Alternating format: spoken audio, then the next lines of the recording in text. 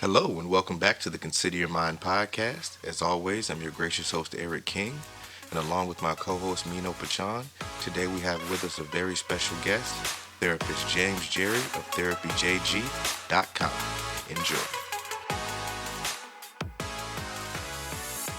All right, hello everybody. Welcome to the Consider Your Mind podcast. What's up? What's Uh, up? today, today we got a special What's going guest on, appearing people? here with us, so we'll introduce him here shortly. Last week's episode, we kind of just talked about pretty much family conflicts, everything involving family issues from Hmm. day to day, the personal lives and everything like that, and how that affects you. So check that out when you get the chance. Yeah, that. Yeah, man, that family stress is serious, man. So we've been kind of going on themes of things that kind of cause outside stress to us, whether it's relationships, career, and then obviously, family stuff. So definitely go ahead and check those out if you haven't. But we're switching gears a little bit on this episode, and we promise to bring you nothing but awesome, amazing guests, and so that theme continues. So we got another guest for you here today, and if you want to introduce yourself, sir, Mr. James Geri. Uh, hey, thank you guys very, very much for having me on. I consider this a great honor. Awesome, awesome. Hey, man, the pleasure's all ours, man. I'm just trying to be like you when I grow up. That's it. Trying to help somebody. So, man, it's awesome. So, Mr. James Jerry, man, um, he's in the mental health field and space. We brought him on here to talk a little bit about that, how he got into it, what kind of drove him to go get involved, and kind of what that process is like. Because unlike our previous guest, he's still kind of newer to it. So we would love to hear it from that perspective, man. So welcome to the show, Jerry. Well, thank you very much. So, uh, in the military, I did neuropsychiatric work Okay. yeah, from 2001 to 2004, and following attendance at the neuropsychiatric technician school in San Antonio. And so, did the bulk of my work at an outpatient mental health clinic in Connecticut. And Okay. I was the youngest one. I mean, the next closest person in age was like 7 or 8 years older than me. So they were all like, Oh, okay. You're the Hmm. you're the Doogie Howser of the place. I It's extra old school reference. I barely even know what I'm talking about. Okay. watched Doogie No, Howser. no, awesome, awesome, man. So you're a military man. That's what's going on, man. Yeah. I, you know, that they treated me so well. Obviously I was pretty young and you need to have a degree of maturity in working in mental health, especially outpatient mental health. Um, there's a degree of professionalism, and I learned a lot during that time frame. They had a 26-year psychologist who worked in the prison system who was supervising pre-licensed doctoral graduates, plus a couple of psychiatrists. We even had a reserve psychiatrist that would come up from Florida once a month. Um, and I was considerably younger than everybody, and they kind of took me under the wing and they showed me Now you said a that lot. I learned a that you lot. did So. working at outpatient. What kind of things when you started? What kind of things did they have you kind of do as your day to day? And I was the intake king. Man, Hmm. intakes. Intakes. Okay. Yeah. Tell us more about that. And again, so you went to the military. Was this straight out of high school? Yeah, yeah. Okay. Okay. Exactly. So you jumped straight off the porch early, and so now you get into into that space, into that field, and now you're into intake. When I think of intake, man, that sounds like prison, man. I'm like, what? Wait a minute. Hold on, sir. And for those that don't know what intake is, can you explain that a little bit? Sure, absolutely. So it's a clip, kind of getting to know the person to be working with, and yeah, it involves a degree of asking questions, but there's an art to it. Hmm. If you want to try to turn it into a conversation, if you can, and get as much information. There was, I got pretty decent at it. Early on. I had to write everything down, but then I started being able to kind of remember everything and then write it down later, which Hmm. I think helped kind of build a bit early. So Nice. yeah, and we would all look at it. It was a multidisciplinary team, so I'd sit and present the the client, the next day in the morning meeting, and then they decide, what was going to happen.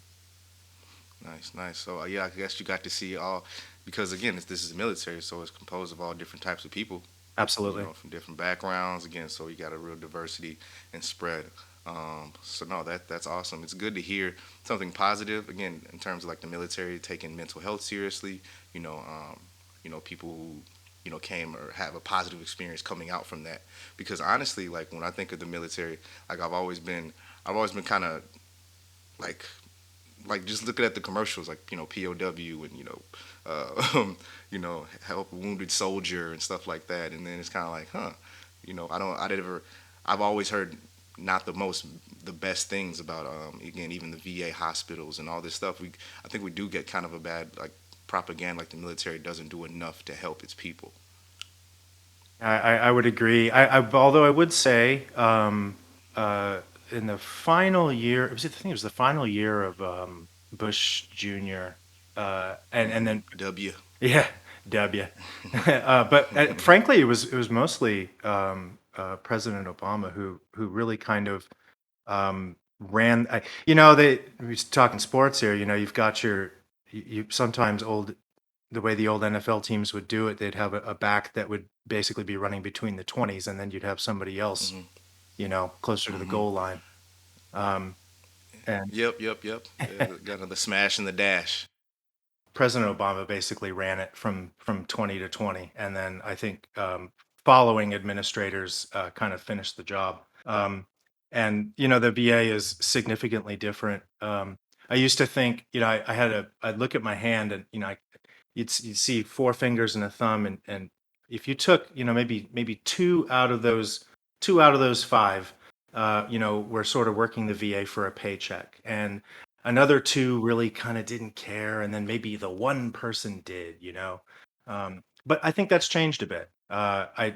Just my experience at the VA over the last 5 years has really, really been much better. So. That's awesome. No, no, no. That's really awesome to hear, man. So, so prior to that part of the military, so tell us a little bit about your background. Kind of like, did you grow up with you know, um, with that in mind? When I grow up, I want to be a therapist. Were you that kid? No, Or no, you're no. that one kid that was like that, man. Nope, I have yet to meet that kid. Um, no, Yeah. originally going into the military, I wanted to be a journalist. But uh, Yo, man, after my own heart, that's what I wanted to be coming into college and coming out of school as well. And we interviewed Rupert Missick, the other therapist on episode 5. That's what he was doing right before he got into the mental health world. So oh, that's interesting. check out us journalist people out, Well, I don't know why I thought and I could actually be a journalist. I wasn't that good of a writer, so but I could take decent pictures. And there you go. Hey, but which is more important now? yeah, it's true these days. I was ahead of my time. Um, Exactly. maybe. I but when I got there, there wasn't a space open for the journalist rating, and they said, "Oh, you could be a corpsman if you want." And I said, "Okay," and I just kind of did it and kind of rolled through, and got an opportunity to go through that school, and I did. And Hmm. it was really the experience at that outpatient clinic that it had such a positive effect on me, and absolutely, absolutely. I was seeing myself grow, and it's such a positive thing when you can kind of you look in the mirror, you're like, wow, that guy in the mirror seems a little older now, and Mm. you know, Yeah, okay. They say, hey, we'll make a man out of you. There you go. And that's, it's not always on the battlefield. It's again dealing with people. That's the real work that needs to be done. Um, they teach you how to clean guns really fast. I hear. I watch Forrest Gump, but there's other things too. How about your people skills and putting you in a position so that you can be inspired. Because I think we all kind of need that. There's a moment in time. Again, we don't grow up thinking, hey, this is what I'm going to be necessarily, but there's jobs that we get, you know relationships that we encounter along the way, just living, that truly inspire us and spark us, to go on and kind of change the trajectory of your life. You know, so so fast forward. So how long were you in the military? Doing this. doing this particular piece of work, Mm, was 2001, 2004. Then I got out. Okay. Yeah, I got out. I worked a night's job at United Behavioral Health. Okay. Okay. So you stayed in the field. Yeah, Copy it's that. kind of Hmm. yeah. It was a great way to transition. It was a night's job, and so Hmm. the pay was competitive, and I learned about sort of the insurance side of the civilian mental health, and specifically the insurance side, and I realized that's not where it's Ah. not where I wanted to be. Yeah. The insurance. Okay. Yeah. That's the other evil right there. Man, We always demonize the insurance companies, but I don't know. It looks like there's a lot of ammo a lot of times. ugh. You know what? When I think about that time, I know we're focused on this, but honestly, Hey. the one shining moment was during Hurricane Katrina. Okay. There was a man who called one night in the middle of the night, and it was like a lot of action happening around, and I couldn't really happening. And the guy said that some of the rescue workers had left them, and they were trapped in a building. So started using some of the old network to kind of get a hold of somebody to try to get some people there, and we ended up kind of helping them out. So I think about that moment is probably the best thing that kind of happened during that 2 year time period. It felt really good. Um, it was kind of Wow, a man, that's awesome, man. yeah, yeah. It was kind of No, random. it's, Um, yeah, I mean, but hey, you're putting certain, places and spaces for reasons. You may have the person that just had enough context, to help them out. yeah, And so, hey, you never know what you're doing for somebody. That's kind of a theme of this show. Again, putting yourself out there, not being afraid, being vulnerable, and then, not being afraid to, succeed.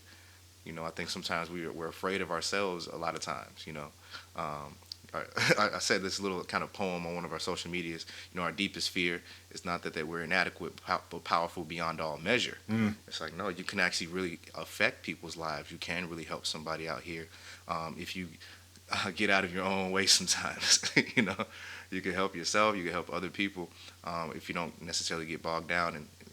I think my pastor said it one time: when you get yourself all wrapped up in yourself, you become a very small package. yeah, yeah. I would You agree. know, yeah. And so just that willingness to keep on reaching out, and again, from that experience, from that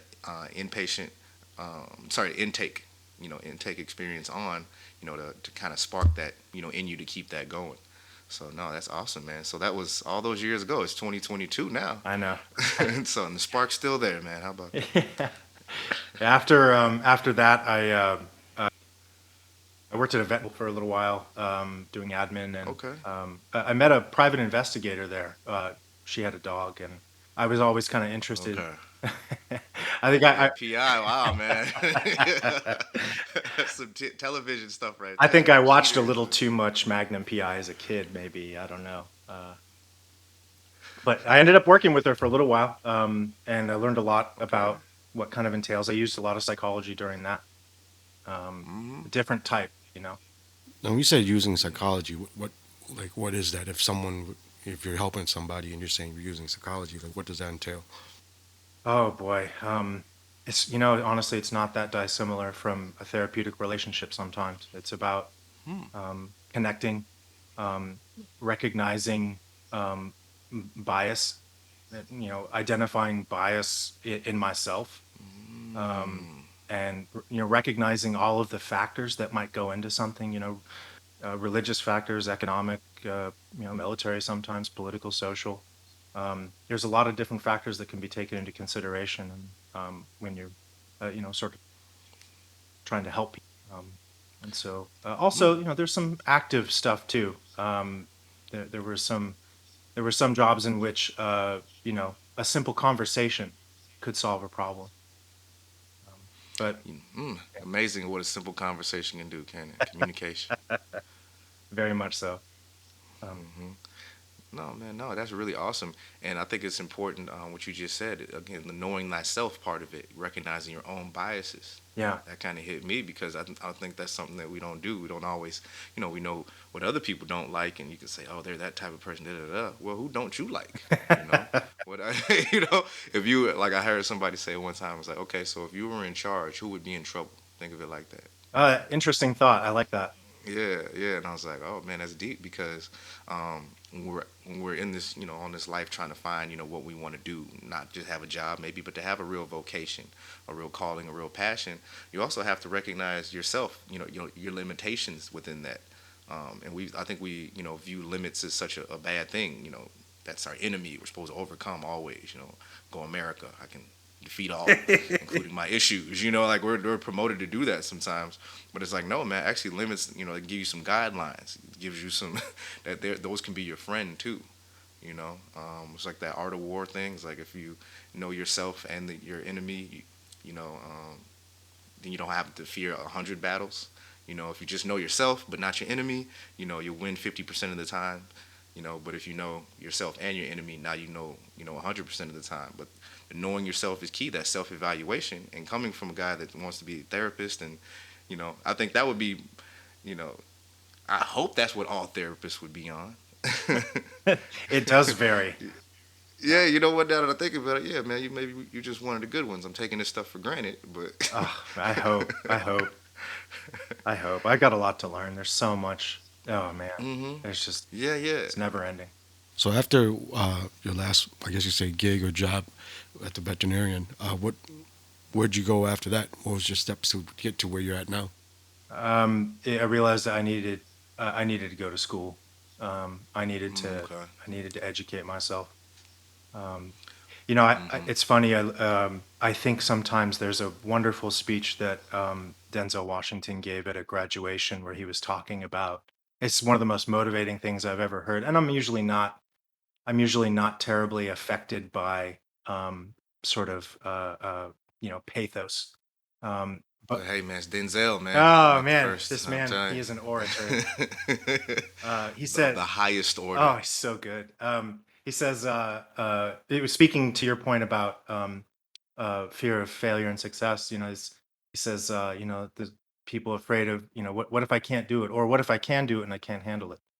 And it was time to kind of challenge that. And so I started from the bottom too. It took me, I think, a year at Community College of San Francisco to get to college level courses. Okay, okay, yeah, because again, you went straight from high school into the military and got experience in the field, but you weren't the school guy. That wasn't your route, but You know, now you had to do that, and like you said, from the bottom up, community college. Wow. I did, yeah. And those gosh, those instructors were so good. It's interesting. I Mm, almost shout out to good teachers. yeah. Um, I almost got derailed. My very first psych class there was a guy who came out and um, he said something like, "Oh, there's always this kind of like anatomy and physiology piece at the very beginning of most beginner psych classes," and he comes out and he goes, "Yeah, uh, uh, insulin is created in the heart." And I thought to myself, no, no, no, no, Mm, that's aisles of Langerhans in the pancreas. But I had such a strong reaction to that, I kind of left, and then I just didn't go back to that class. And knowing, I was mm. like, I just need to sign up for the next class because it isn't going to work in this one. Oh wow. So I withdrew and I went back, but it was good. It was a good experience. I finished CCSF, Mm-hmm. and then transferred to San Francisco State, where Gotcha. where I finished. Okay, are you originally from the Bay Area, Yeah, San Francisco? Okay. I'm from a little beach town that has no stoplights, and it has a gas station and a market that had a deli in the Okay. back. Oh, I grew up at a different time. Yeah, man. Wow. Yeah. Yeah, but yeah, this is local. It's home. The Bay Area is home. Hmm. Nice. All we know about it is that it costs a lot to live there. That's all we hear. Whew, Here, sure does. our simple Midwestern folk. Oh no, Uh, we, we just get the headlights of, highlights of, oh, how much gas is there, how much it costs to live there. But it's I've never been actually to California, but I definitely got to check it out. To visit though. we're spoiled. We're spoiled here. Hmm. We could drive a couple hours in any direction and get just about whatever climate you're looking for. That's what I hear, man. So again, with all that, spoiledness, I guess, and then you got the stress of the expense of living there. So Definitely did not like the traffic there when I went to visit LA. We spent about maybe an hour and a half to drive 5 minutes. the traffic. There you go. That Yeah, I could have got out the highway man. and walked and got there. I Woo. It was crazy. I've never seen like a 5 lane, six COVID. lane highway, and it's all packed. Like, where are you guys in a rush to? You know, like All of y'all going this way? Really? it's like crazy too. And then you can see the smog layer. The, I was at my buddy's house and he kind of looked down the hill, and you can see like fog during the day hovering the city. I'm like, you telling me we was down there and I was breathing that in? Crazy. It's crazy. that sounds like L.A. Oh yeah, we were in L.A. Oh, and Yeah, yeah, okay, yeah, but yeah. That's I'm not Southern gonna lie, the California. beach when we went to Santa Monica, amazing, amazing people, and it was just fun, you know. But I did not like the traffic portion in like the dead of the city. Man, yeah. I didn't like that at all. You got to take the good with the bad, man. So that's life, I guess. You know that there's a lesson to be had in that. Um, you know, so interestingly enough, I got your contact information, from Mino here. So I was kind of trying to get that connection where you guys, had crossed paths. Yeah, I only got his information. I'm actually friends with his cousin. She has her own business. I believe she's running out here in Savage. Her name is Jamie. So shout out to Jamie if you're listening Okay, to this because your cousin is on the podcast. Jamie of Savage, but Minnesota. Jamie is a savage boy. She's There you go. she is yes, she's a very strong woman. she Uh, definitely Awesome, I'm very proud of she her. gets it. awesome, She's out there putting in work. So awesome, man. Shout out to relationships. That's what this world is all about, man. You're literally a handshake or a text message away from the exact people you need in your life. So, and shout out to, speaking of strong women, we can't wait to, we're going to have another guest on here, thanks to you as well, Mino. So that's what we've been missing, the ladies touch on here. I guess this is a fella's show in a sense, but mental health is for all. So that's our next step, is, to bring the female perspective on here, man. Um, so it's gonna be awesome, man. I look forward to to keeping the train rolling. Um, but no, what are the like the what's the bad part of the job though? Like I know you said you were very inspired by what you saw during your time in the military, um, working in the mental health field and um, but like okay, when is it not so great? Because again, you're dealing with some very personal stuff. You're getting to know people, those relationships. What happens again when you're not able to help like that? Oh boy, I would say the hardest part, and this is going to vary from person to person, but Hmm. I think if we don't go into this profession with a strong understanding of transference and countertransference in these relationships, Mm. if we don't have good boundaries with ourselves and appropriate boundaries with our clients, uh, Boundaries, very important. Yep. yeah, I just it's a surefire way to burn out quick.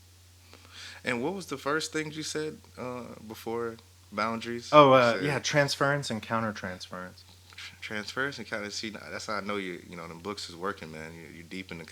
You just said that real smooth, like we were supposed to just know that. And I felt like I should too. Y- But it's just it's the dynamics of the relationship. The mm-hmm, stuff that's coming my way and the stuff that is headed to that's going mm-hmm, in the client's direction. mm-hmm.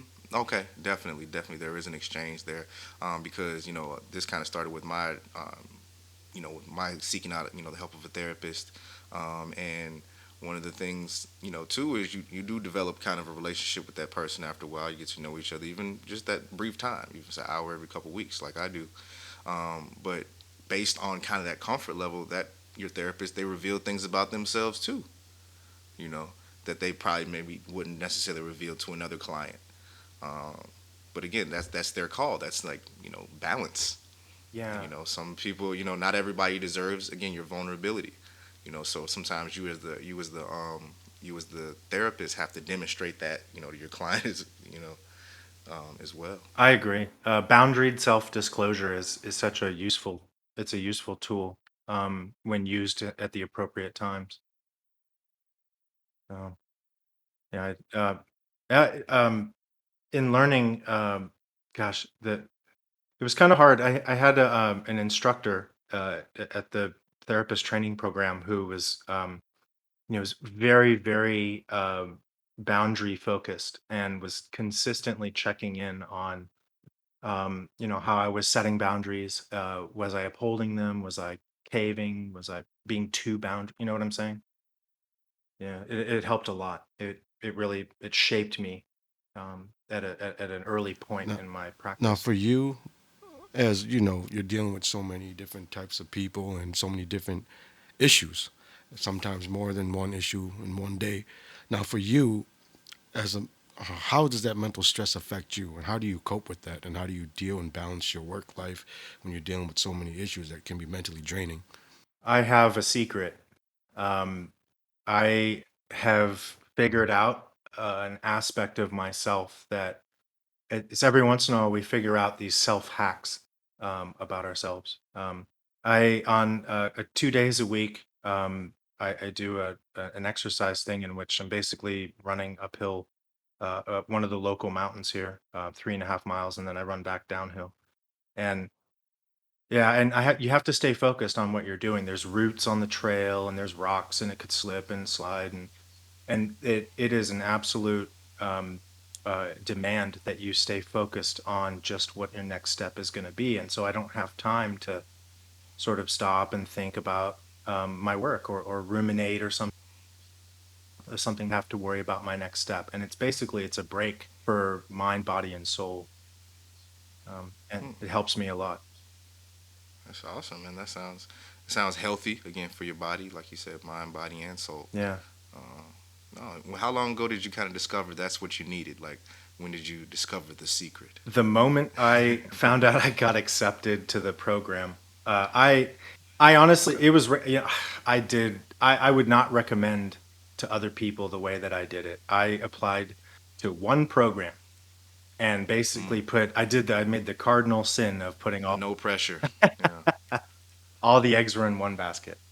Hmm. But I lucked out, and they saw something in me, and San Francisco State is a really liberal school, and I got really lucky because I hit a lot of uh, uh, I hit a lot of life experience, but I was not the strongest therapist trainee in my cohort by any stretch. Hmm. Like they like Okay, you had some talent with in there, huh? I learned mostly it was me learning from my cohort mates.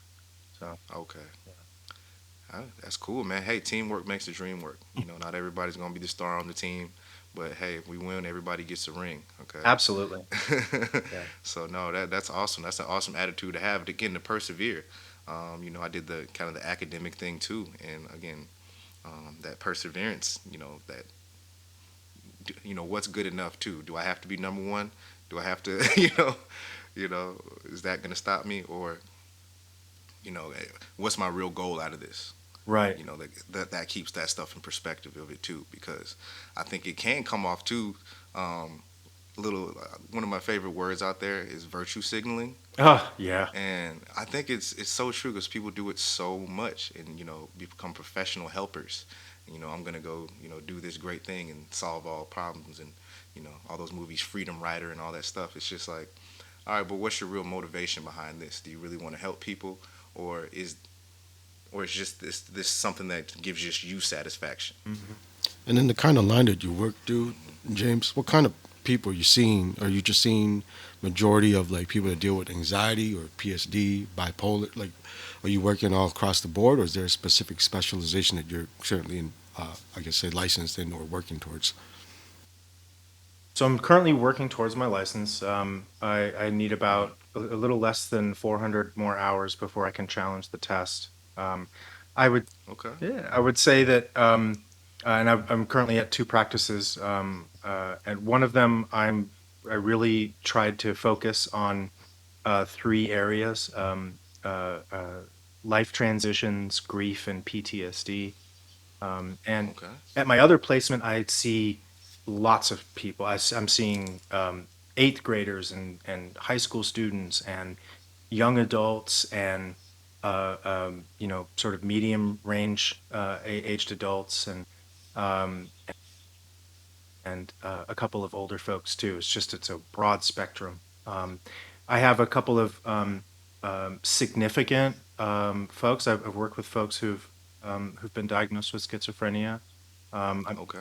currently working with someone, two people actually, diagnosed with um, bipolar disorder. And there's a couple of folks Hmm. with anxiety, a couple of folks with PTSD, and there's sort of a wide range of stuff. Okay. Wow, man, that is a wide range, definitely. Um, but could you clarify something for me? I guess I always want to ask a professional this now that I've gotten in this space a little bit more. But what's the difference between like a mental illness and like with like because when I hear like schizophrenia or like bipolar or something like that, that's when like in my mind I think of mental illness as opposed to depression or opposed to anxiety. What's the what's the delineation, the line there, if there is one? Oh boy, depends on who you ask, I guess. Yeah, Uh, that's why I wanted to ask the pro. So uh, that way, I'm um, having this question. so the way I look at it, I was trained on DSM-4 terminologies, and that's a more categorical model. But in my education, it was more of which is DSM-5, or a more dimensional model, which actually I learned to love.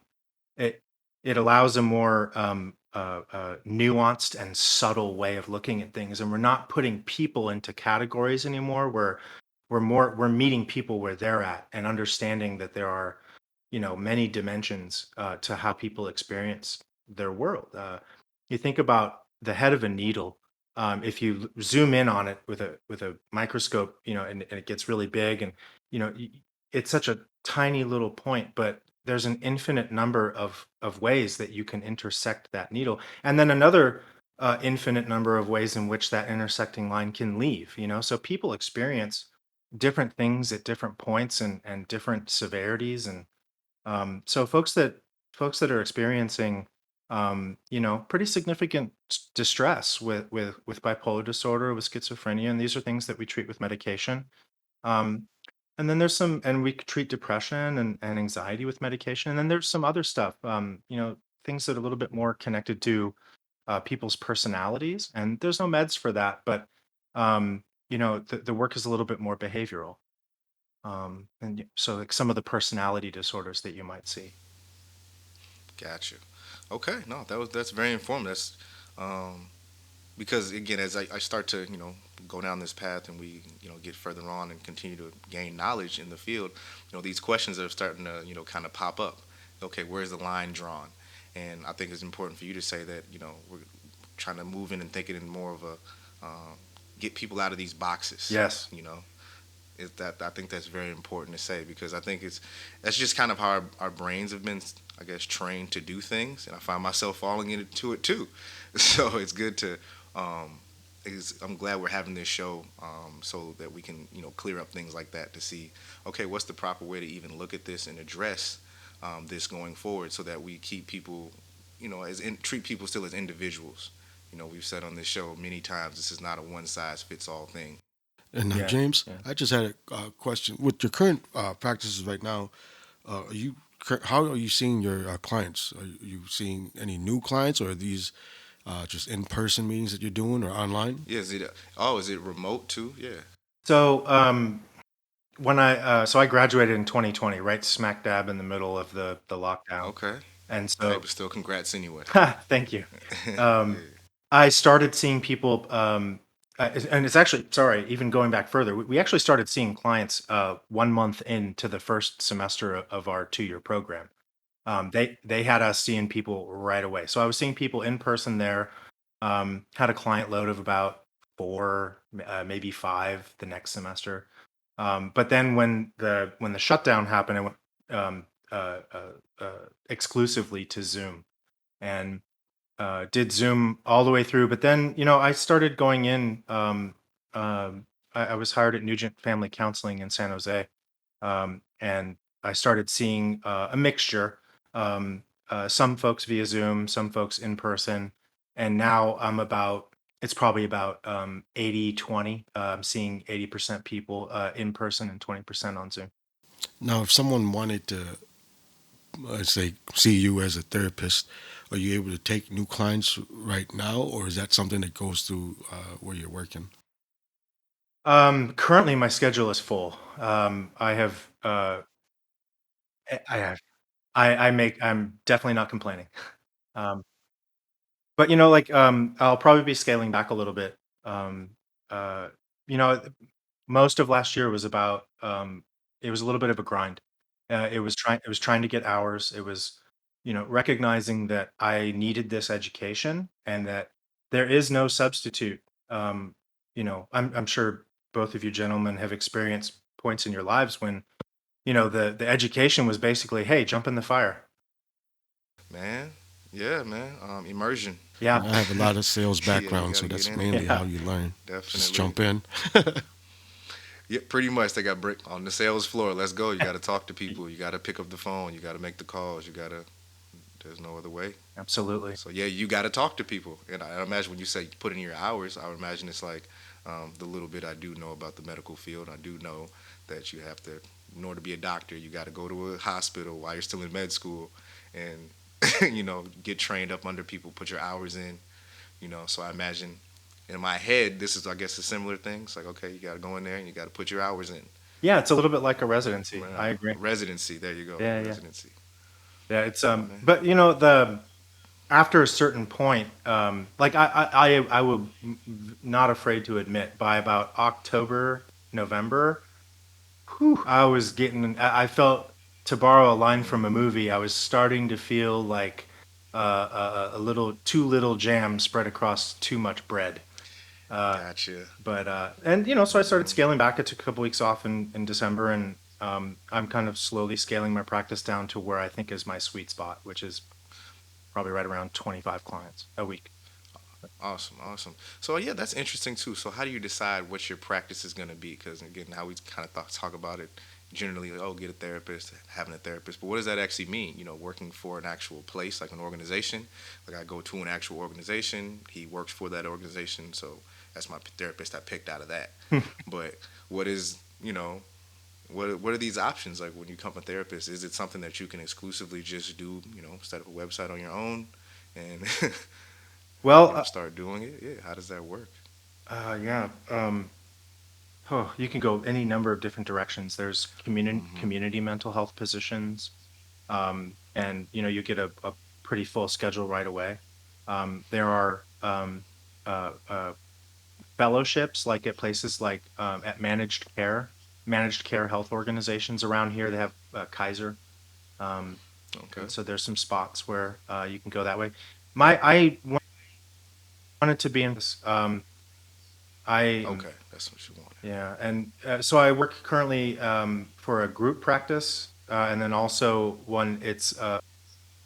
It's a little bit of this, and so I've had a little bit more autonomy to how I build my client load. But that was the first place I got hired. I got hired at the small spot, and it was like, okay, this is the person that gave me a shot. So Hmm. I'm all in, and Nice. I got really lucky. Her husband ran a small very small, one or two people tech consulting firm, and so Hmm. he came onto a Zoom meeting and basically taught us about Google SEO and how to set up a presence. And so I took notes, old school, like academic. Yep. No, man, that's awesome, man. Putting in the work, but also again, talk about it all the time, man. Relationships. You're really, it's all about relationships, and you really are again one person away from the person that you need to put you over the top with, in certain areas, man. So that's awesome. Um, so besides that, like in your personal life, are you married? Do you have any children? Do you like? Yeah, I'm in a partnership. It's a, it's like marriage, but although we're not married. And Okay, yeah, awesome. her name's Megan. Megan and I have been together since 2010. No, awesome, man, awesome. Because again, we talked about again that work, family, life balance. Yeah. It's all rolled into one. Sometimes I think we on this show even talk about things that we're going through, and we forget, hey, we're doing this with other people around as well. Other people that we have to deal with in our lives, and um, so no, that's awesome, man. We're all for love over here. Yeah, absolutely. I couldn't have done it without Megan. you know, she's been doing a she's been doing most of the stuff that has to get done around the house. Um, when she was getting her start, I did most of the stuff around the house several years ago, and I'm just, we both, we both kind of look at each other and said, listen, like, so you said Sun Tzu. I've read Sun Tzu probably 5, 6 times. It Okay, was, yeah, man. Art of War. it was required reading at one point in my life. And if Mm-hmm. you have good lines of logistics, if you have good support, you can do anything. That's I what like that. it's it's one of the reasons why I think Russia's having a hard time right now is their logistics are very poor, and it affects lots of stuff. It affects It's everything. always good. Mm-hmm. But not Yep. obviously not trying to talk too much about Russia. Hey, man, it's all right. This is the real world. We're living it. Out here. As much as again, this goes out here permanently for the airways forever and ever. But we don't want to ignore what's really going on in the world too. And we can take lessons from that. Isolation. Um, partnerships, things like that. Hey, man, these are things that we all need in life. Even countries. No country is an island, even. That's true. you know. So there's always lessons to be taken. From all this, man. That's awesome. Um, but one thing I was wondering, like, what are the different types of therapies that there are? Because one thing that caught me off guard too, again, when we first did our interview with a therapist on episode 5, when he was a hypnotherapist, I was like, oh, okay, cool. And then all of a sudden, it came into my mind like a ton of bricks, bro. Eric, what type of therapy are you in? I was like, holy crap, I hadn't even thought about that before. Yeah, what type of therapist am I?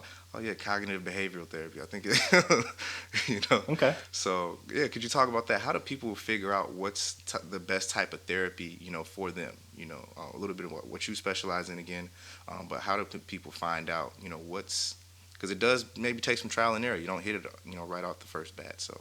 Yeah, I'm glad you said that.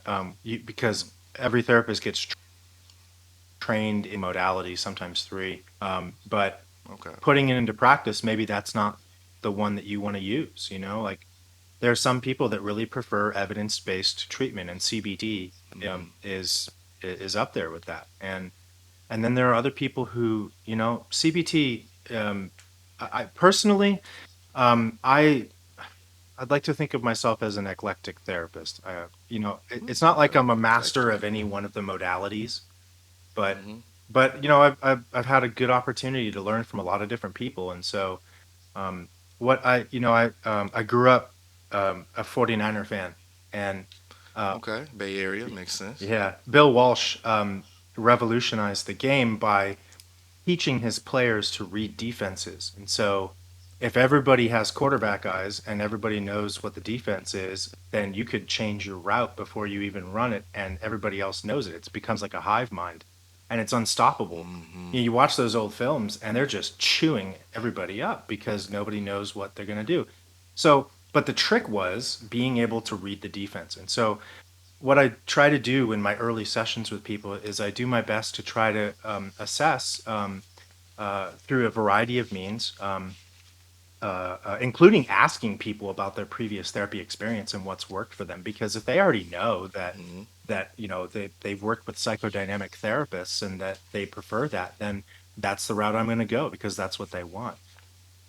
Sounds smart to me. If they got some insight, you don't have to start from scratch all the time. There you go. Yeah, and I was trained relationally and psychodynamic, and I think I rely more on a relational model to start, and then I'll kind of assess for, sort of the different.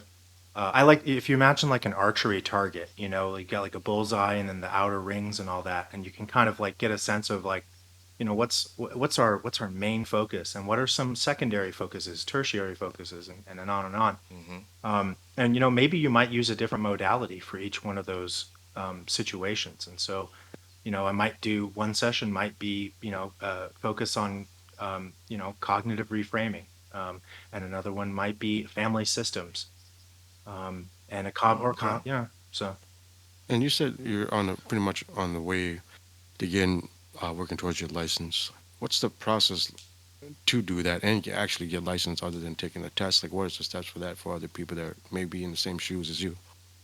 sure. Um, You need to have I believe you need to have either a master's in clinical psychology or a master's in counseling. There Okay. might be one or two others that are similar. Um, Forgive my ignorance on that piece, but then you need to have 3,000 clinical hours, and that's sort of a mixture of direct client hours and the administrative supports and the supervision, the weekly supervision meetings you're Hmm. having with your clinical supervisors, and then you also have to pass a California state, and in California you have to pass a California state. Yeah. So it depends on where you're licensed. Yeah, they have their own thing, right? Exactly. But there typically Gotcha. there's a law and ethics exam that you have to pass, and then you get your 3,000 hours. You submit them. The hours are sort of counted, and they decide whether it's good to go, or maybe they might have to audit.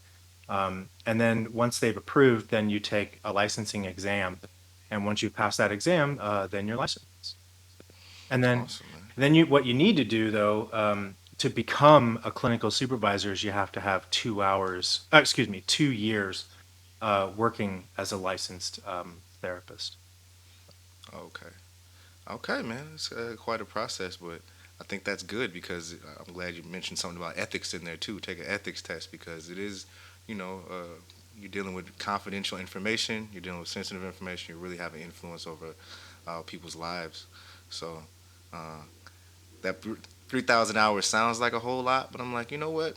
That's probably a good idea, you know, because once you're on your own, because that's a lot of power. And I say that because I'm not sure. Do you watch Apple at all? Like Apple Plus, their network. Which You know, shows?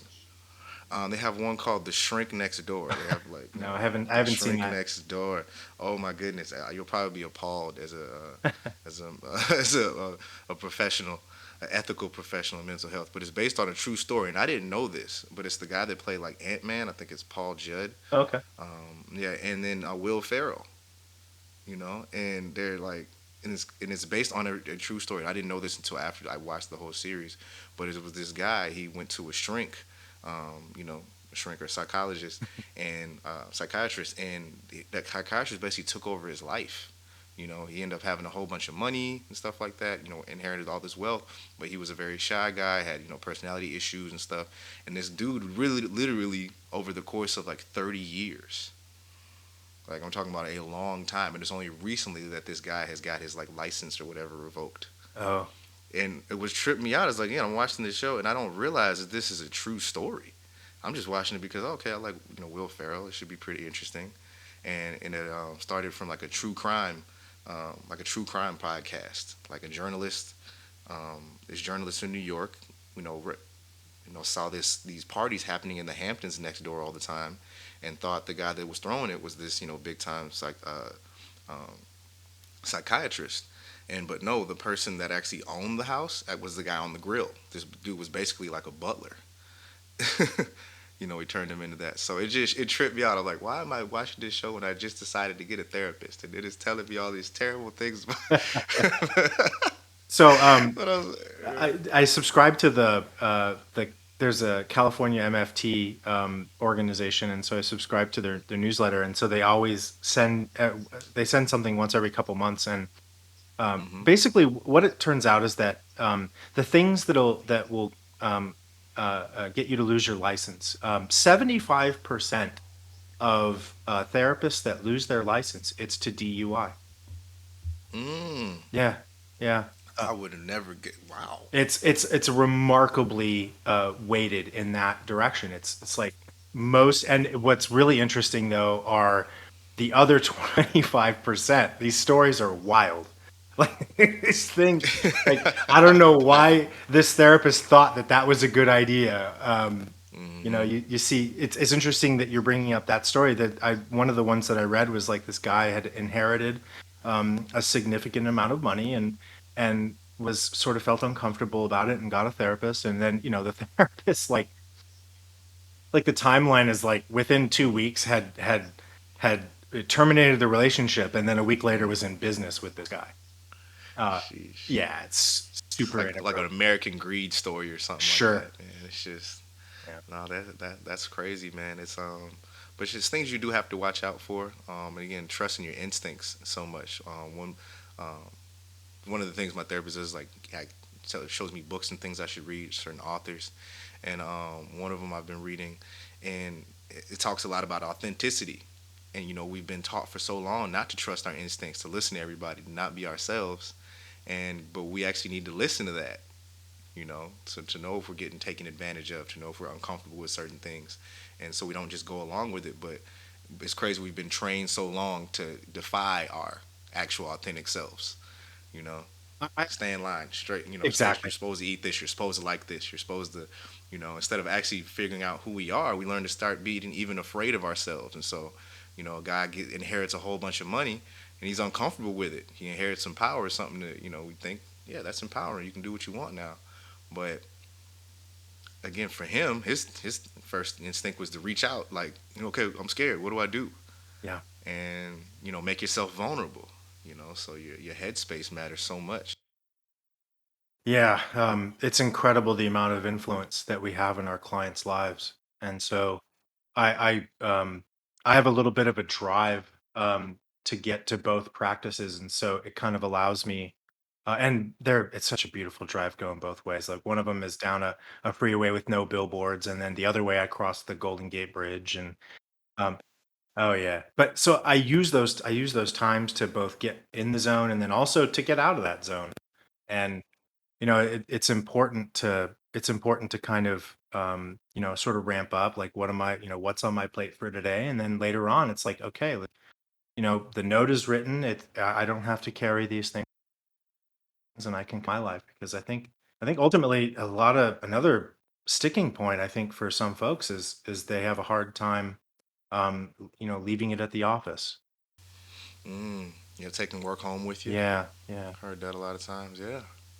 yeah, it's No, tough. that can be rough, man. But let me ask you this question. This is from our previous guest. He said something that tripped me out, but he said the therapist matters much less than you think. Yeah, He said it's kind of like 80-20 yeah. in terms of like it's really about you. Therapist matters about 20%. It's the person and their attitude and what they're bringing. I So that's you're in agreement with that. Yeah, yeah. Sorry, I didn't mean to speak over you there. I have a theory on that actually. I believe, you're talking about the trusting our own instincts and how much the therapist matters. I think that we go through life, and I don't know how this message comes to us. Sometimes it comes to us from books that we read or TV shows or comics or whatever, from wherever, if other people, and we believe that we have like one shot, and then if you don't get it, then that's it, you're done, like bye. And so if your instincts don't serve you well in that one moment, you might accidentally teach yourself that your instincts are faulty, and that when that next shot invariably comes, you won't trust yourself to make that move. And I think working with a therapist is a great way to kind of get back in touch with that power that we all actually do have. Um, and just and a therapist that knows just the right amount of interaction is the good therapist, I think. Yeah, definitely. I mean, and one more thing here, James, before we wrap it up here. I got one question for you. For other people that are in the same shoes as you or on the road to becoming a licensed therapist and whatnot, what would be the big main advice for you, from you, to give them? If they're thinking about going down this road. Uh, this is a this is a a freeway with many checkpoints and many off ramps. Um, sometimes we realize that it may not be for us, and if we stay with it, it may be problematic.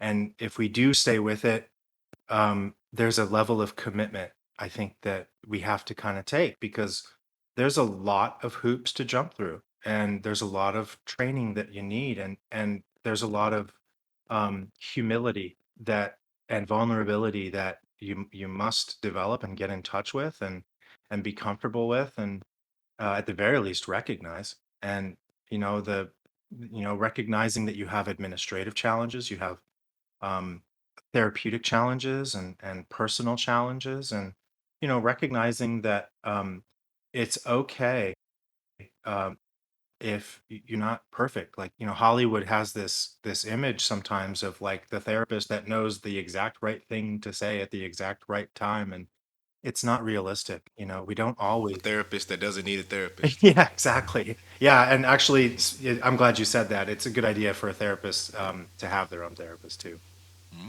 Okay. Again, see, wouldn't even thought of that, but if you think about it, it makes sense. Personal trainers have personal trainers, doctors go to doctors. Hmm. It only makes sense that therapists go to therapists as well, man. That's awesome. Practicing what you're preaching. Yeah. Exactly. We definitely got to have you back on for a future episode, Yeah, this James. was awesome, man. So, I I mean, I'm honored. Thank you so much. thank you for For your sure, time and James, man. coming in and Definitely. answering questions and speaking to the people, giving them an inside look of what it's like to, you know, be on the road to becoming a licensed therapist and whatnot. Hmm. Well, I Yeah, man. Awesome. I'm looking forward to the next time if we get a chance to speak again. I would love it. Thank you. Oh, we definitely For will. sure. For sure, man. Now tell the people how to where they can find you at. If they want to get some more information. Like you said, you're not necessarily, taking on new clients right now. But if they want to, where can they find you out there? So I have a website. It's therapyjg.com. I'm also you can also connect with me through the Nugent Family Counseling website. If you just type in Nugent Family Counseling in San Jose, it'll come up. Um, and I practice in San Jose. I practice in Santa Clara, and then currently in Corte Madera. So those are three spots. One of the Corte Madera is in the North Bay, San Jose, and Santa Clara is in the South Bay. Um, Okay. yeah. Awesome. We will have the Awesome, links man. and all that for you guys in the description box as well. I mean, that's all I got for now. I mean, until next time, we definitely going to get you back on in future episodes. So, you guys stay tuned for that for part two with James Jerry. Other than that, thank you for your time, James. Thank you, Mino, and thank you, Eric. All right. Thank you, bro. Talk to you later. All right, Okay, bye, we'll see guys. you guys next week. Peace. Thanks so much to Mr. James Jerry for sharing with us his unique journey to becoming a licensed therapist. For more information, make sure you visit his website at therapyjg.com, and we will see you next week.